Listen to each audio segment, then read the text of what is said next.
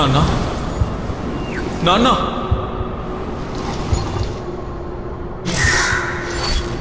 నాన్న ఏరా నువ్వు అసలు మనిషివేనా?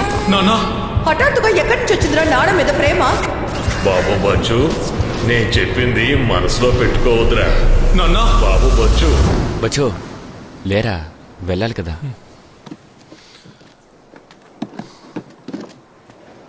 తర్వాత కన్సెంట్ లెటరు, పాస్పోర్ట్ కాపీ తీసుకొచ్చారా? సరేనా?